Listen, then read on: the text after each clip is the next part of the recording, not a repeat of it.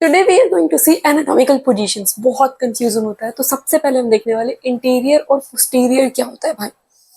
तो इंटीरियर और पोस्टीरियर को हम लोग एक और चीज बोलते हैं जो कि होता है वेंट्रल और डॉर्सल। ठीक है, तो पहले हम समझने वाले इंटीरियर और पोस्टीरियर क्या होता है।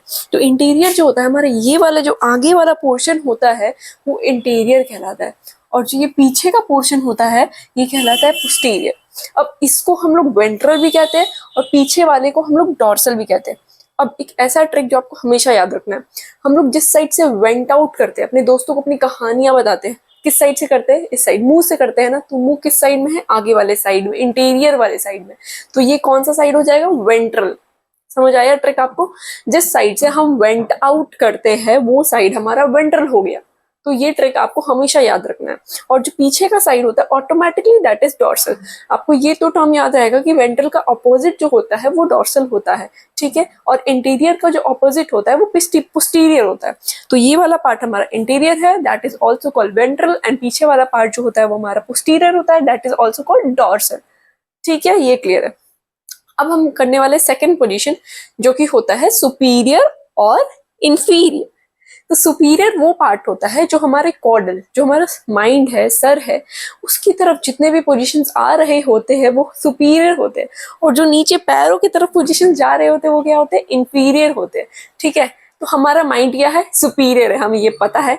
ठीक है, तो उससे हम ये याद रख सकते हैं कि सुपीरियर का मतलब होता है जो हमारे माइंड की तरफ है। तो mind is superior and legs are inferior. तो ये हमारा दूसरा हो गया। और तीसरा जो होता है वो हमारा सुपरफिशियल और डीप होता है। सुपरफिशियल का मतलब ऊपरी ऊपरी जो होता है, और जो डीप होते हैं वो ऑर्गन्स है, जितने भी हमारे बॉडी में ऑर्गन्स है वो डीप है, और जो स्किन है उसके रिलेटिव में वो क्या हो गई है? सुपीरियर हो गई है।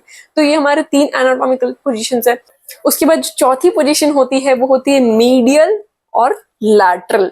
लैटरल हमें पता है, जो चीजें साइड में होती है वो लैटरल होती है, और जो बीच में होती है वो मीडियल होती है। ये हम एक इमेजिनरी मिडिल लाइन हमेशा लेकर चलते हैं। ये जो एक यहाँ से एक जहां से सिंदूर लगती है ना, वहां से एक सीधा लाइन जो होता है वो मीडियन कहलाता है।